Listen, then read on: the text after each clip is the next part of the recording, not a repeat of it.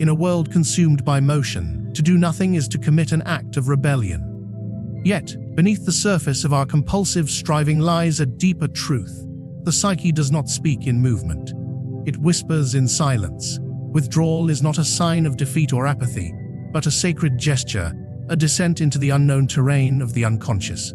It is the first step not toward regression, but toward inner clarity. To withdraw is to walk away from the theater of appearances.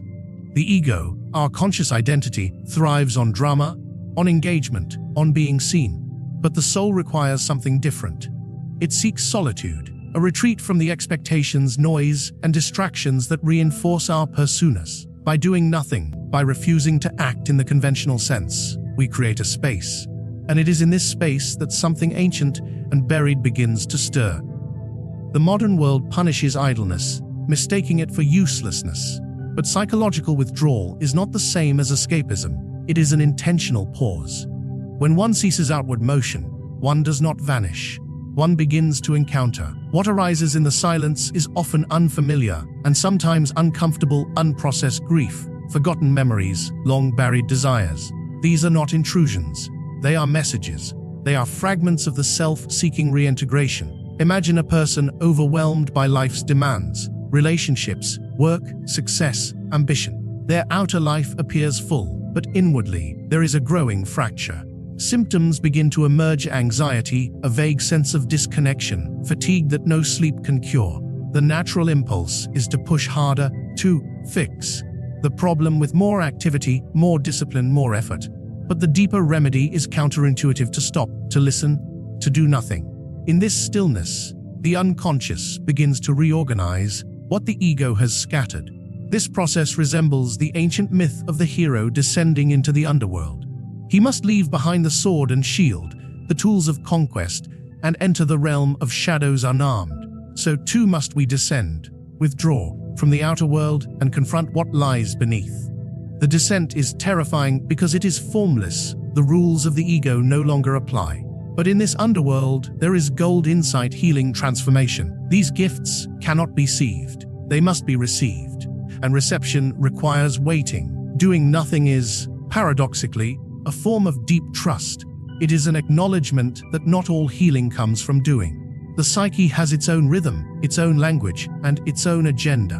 When we interfere too much, when we act prematurely, we disrupt the natural unfolding. But when we step back, the psyche begins to speak, not in words, but in dreams, symbols, moods, images. The conscious mind does not need to interpret these immediately. The act of witnessing is itself a form of participation. Withdrawal allows for a necessary differentiation. When constantly immersed in external obligations, we lose track of where we end and the world begins. By removing ourselves from the noise, we begin to sense our own contours again. We rediscover what is authentic, what is merely adopted, what is reactive. In the silence, the false selves begin to dissolve, and the true self begins to emerge, not as a concept, but as an experience. This experience is not always pleasant, but it is always honest. The natural cycles of the psyche mirror the cycles of nature. Just as winter appears lifeless, but is secretly a time of gestation, withdrawal looks like stagnation, but is often a prelude to growth. Seeds do not sprout while being watched. They germinate in darkness. Likewise, transformation often begins when we stop interfering with our own becoming. When we do nothing, we do not halt life. We simply stop trying to dominate it. In this way, withdrawal becomes a sacred act, a turning inward toward the temple of the self. But it must be a true withdrawal, not a performance of isolation, not a passive, aggressive tactic, not a veiled attempt to manipulate outcomes. It is a genuine surrender, a willingness to sit with the unknown without distraction or demand. In that space, there's itself. Integration begins not through willpower, but through receptivity. There are moments in life where every action seems to tangle the knot further. In such moments, the wisest path is to step back. Not because we are afraid or resigned, but because we sense that some deeper intelligence is at work, one that we cannot command but must instead cooperate with. Doing nothing, then, is not passivity. It is alignment. And through this alignment, the first steps toward true wholeness are taken. There comes a point in every individual's journey where striving becomes sterile, where the ego, our narrow conscious self, can no longer engineer progress or peace. It is in this moment that one is confronted with the necessity of surrender, not as a last resort, but as a passage into a deeper mode of being. To surrender to the psyche is not to collapse into helplessness, but to relinquish the illusion of control, to recognize that the conscious mind is but a fragment of a much larger and more mysterious whole. The psyche contains multitudes. Beneath the thin veneer of consciousness lies a vast, dynamic reality: instincts, emotions, archetypes, ancestral memories, dreams. Most of what we are is not visible to the waking mind. The ego believes it is the master, the decision maker, the captain of the soul. But this belief, though necessary at the beginning of life, eventually becomes a prison. For the true guide of transformation is not the ego, but the self, the totality of our being, both known and unknown. Surrendering to the psyche means giving up the obsessive need to manage life with the tools of rationality alone. It means accepting that there are forces within us that know more than we do. When we are lost, broken, confused, the answer is rarely found by thinking harder. The way forward often begins by ceasing to look for answers altogether. The deeper truths arise unbidden, like dreams in the night. They do not come when summoned. They arrive when the ego is quiet, when it yields its throne. This surrender is not a single act, but a gradual softening, a repeated willingness to sit in the not knowing. It is terrifying for the ego, whose security depends on clarity and direction. But the psyche does not operate by linear logic. It reveals itself in symbols, in paradoxes, in emotional currents. To surrender to the psyche is to trust in its timing, its symbols, its subtle urgings. It is to allow oneself to be shaped from within, rather than sculpted by the expectations of the outer world. Many experience this surrender as a crisis. Life no longer makes sense, plans fall apart, identities crumble. But this is not failure. It is the breakdown of a structure that has become too small to contain the truth of who we are becoming. The psyche demands growth, not in the superficial sense of achievement, but in the deep sense of integration. It brings us to the edge, not to destroy us, but to expand us. The collapse of ego constructs creates space for something larger to emerge. Begins with exhaustion. When we no longer keep up the performance, when our usual strategies fail us, when even our spiritual practices feel empty, this is when the psyche begins to stir. It does not shout, it does not insist, it waits. And if we are courageous enough to stop resisting, to sit in the quiet with our discomfort, it begins to speak, not with words, but with images, sensations, inner movements that bypass the intellect and speak directly to the soul. This is why so many people feel a deep inner shift during periods of enforced stillness. Illness, heartbreak, unemployment, solitude. The conscious mind may label these events as setbacks, but the psyche often uses them as thresholds. In the vacuum left by lost ambition or shattered expectation, a different voice begins to emerge. It may not make sense at first. It may challenge everything we thought we knew about ourselves. But it carries with it a resonance, a weight, a truth that cannot be ignored. To surrender is also to begin listening. Not with the ears, but with the heart, the body, the dream. The psyche communicates through multiple channels. Nightmares may carry messages we don't yet understand. A sudden obsession, a strange synchronicity, a persistent mood. These are not accidents. They are psychic signals. The more we resist them, the louder they become. But when we welcome them, when we ask not, "How do I fix this?" but "What is this trying to show me?" the dynamic begins to shift. Surrendering to the psyche also involves a relinquishment of judgment. The mind wants to categorize everything good or bad, right or wrong, progress or regression. But the psyche does not abide by such dualities. It is both light and shadow, conscious and unconscious, divine and instinctual. To surrender is to embrace complexity, to accept that growth includes dissent, that clarity is often preceded by chaos. The psyche does not seek perfection. It seeks wholeness. And wholeness includes the parts we would rather exile. It is common to assume that surrender leads to passivity. But nothing could be further from the truth. Surrender opens the door to authentic action, not the compulsive doing of the ego, but the inspired movement of the self. When we align with the psyche, our actions begin to carry a different quality. They are no longer rooted in fear or ambition, but in a deep inner necessity. We act not to prove, but to express, not to control, but to participate in the unfolding mystery of the soul. Every human being carries within them a double image: the self that faces the world and the self that remains hidden, obscured beneath layers of social conditioning, fear, and repression. This hidden self is not some foreign entity, it is us, wholly and fully, but unacknowledged. It is what the conscious ego cannot or will not accept. It is the rejected, the forgotten, the inconvenient truths buried deep within the unconscious. This is the shadow, and to let it speak is to allow the unseen to become seen, the dissound to return to the circle of the self. The act of doing nothing, paradoxically, opens a door to the shadow. When we stop striving to control our image, our performance, our productivity, when we stop distracting ourselves with motion, the contents of the unconscious begin to rise. In stillness, the facade of the persona begins to crack, and through those cracks, the shadow whispers. It speaks not to destroy us, but to remind us of our wholeness. The shadow is not the enemy. It is the part of us that has been waiting patiently to be heard, to be integrated. The shadow reveals itself in many forms.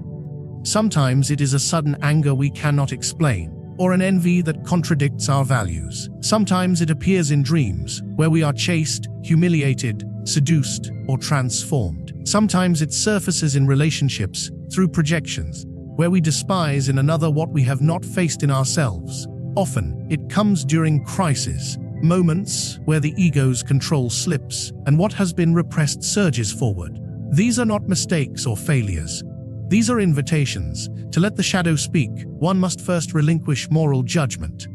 The contents of the shadow are not necessarily evil or vile. They are simply unaccepted. A person who prides themselves on kindness may repress their assertiveness.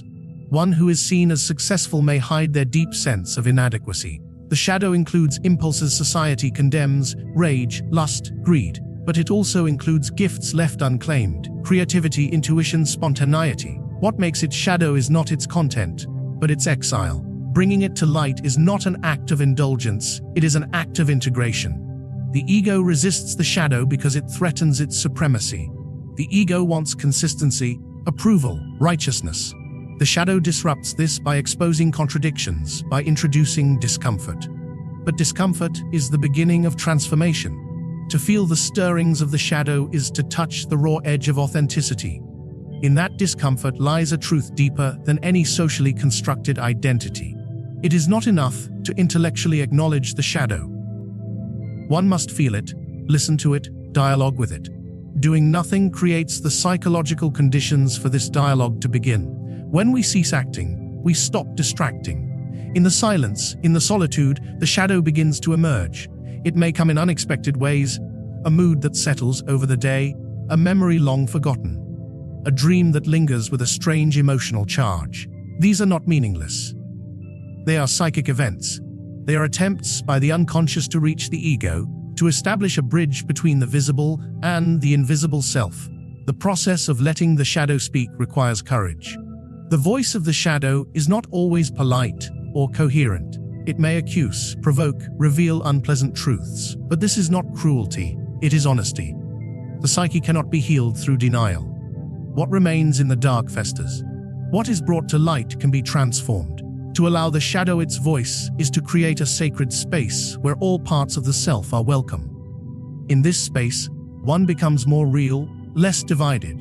True growth demands this encounter. Without the integration of the shadow, one risks becoming hollow, inflated, brittle. The persona may shine, but underneath lies a neglected depth that, if ignored long enough, begins to sabotage the surface. The shadow, when ignored, does not disappear.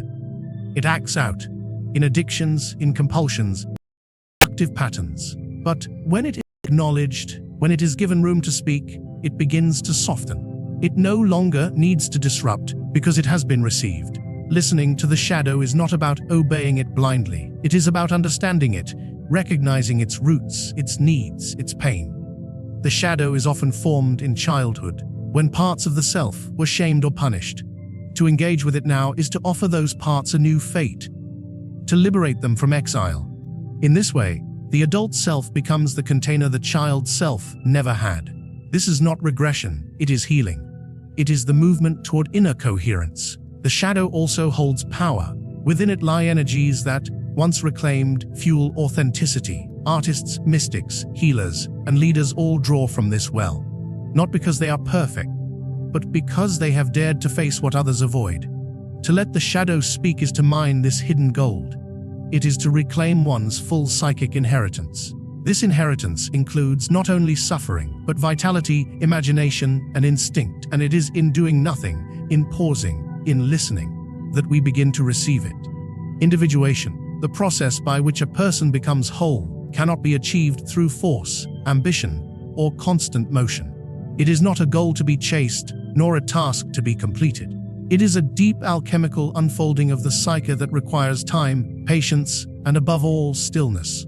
In a culture obsessed with doing, with becoming, with measurable progress, the wisdom of not doing appears as a paradox. But the psyche does not follow the linear logic of productivity, it follows the organic rhythms of growth, decay, and rebirth. It is through stillness that the deeper layers of the self begin to emerge, not as concepts, but as lived experience. The ego seeks control.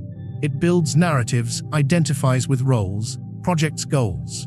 It believes it must do something, always something, to maintain its place in the world. Yet individuation requires the ego to surrender its belief in its own omnipotence. When we do nothing, we are not abandoning the self, we are allowing space for the deeper self, the totality of our conscious and unconscious being, to move, to communicate, to reconfigure. This cannot happen under the floodlights of constant effort.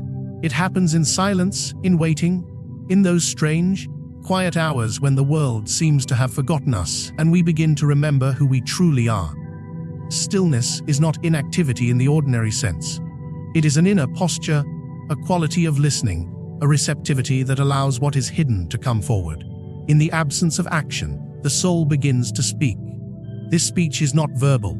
It may come as images, intuitions, dreams, or a felt sense of truth. To receive it, one must resist the temptation to intervene, to interpret too quickly, to steer the process. Individuation is not about imposing order on the psyche, it is about witnessing the order that emerges when we stop interfering with our own unfolding. This inner stillness creates the conditions for differentiation.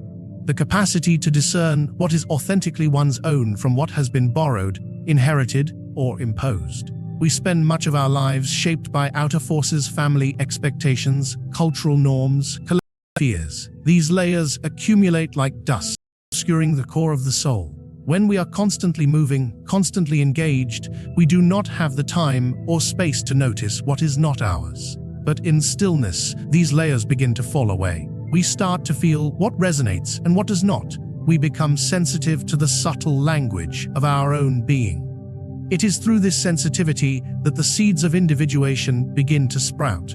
The self does not demand grand gestures. It seeks honesty, intimacy, presence. When we sit in stillness, when we resist the urge to distract ourselves with the next task or achievement, we begin to encounter ourselves more deeply, and often this encounter is uncomfortable. The silence brings forward parts of ourselves we have neglected, memories we have buried, longings we have dismissed. These are not interruptions to the process, they are the process. They are the raw materials of the inner work. To individuate is to become increasingly whole. But wholeness is not the same as perfection. It includes the messy, the contradictory, the unresolved. The modern mind, trained to solve problems and optimize performance, finds this deeply unsettling. But the psyche thrives on inclusion, not exclusion. It does not ask us to eliminate what is difficult, it asks us to relate to it differently. In stillness, we learn to hold our inner conflicts without rushing to fix them. We begin to see that growth often comes not from resolution, but from the tension itself. The myths and symbols of the unconscious often point to this paradox. In ancient stories, the hero must often enter the cave, the underworld, the forest, places of stillness and darkness, before finding the treasure. These are not just metaphors, they are psychic truths. The soul does not reveal its treasures in the bright light of day. It reveals them in moments of solitude, when the surface falls silent and the depths begin to stir. This is the terrain of stillness. It is not passive, it is potent. There are times in life when every effort seems to fail, when no decision feels right, when progress is impossible to measure. In such times, the deeper invitation may be to stop striving altogether and turn inward. This does not mean giving up. It means shifting the axis of attention from the outer world to the inner landscape. Here, time slows. The unconscious begins to breathe. Patterns that once seemed chaotic begin to make sense in a different register, not through logic, but through resonance. Stillness also invites the archetypal into consciousness. Archetypes are the great patterns of the human psyche: mother, child, trickster, sage, and they often lie dormant beneath our surface personalities. When we stop filling the silence, these figures begin to appear. They come in dreams, symbols, spontaneous impulses. They carry energies that can transform our sense of self. To engage with them requires stillness, a waiting without expectation. The archetypes do not respond to demands, they respond to presence. In stillness, we become attuned to something larger than our personal desires. We begin to sense the deeper current of life moving through us. This is not about escaping the world, but about re-entering it from a place of alignment. Individuation through stillness is a radical trust in the psyche's capacity to heal, to guide, to integrate. It asks for nothing but attention, patience, and the courage to sit in the space between what was and what is yet to be.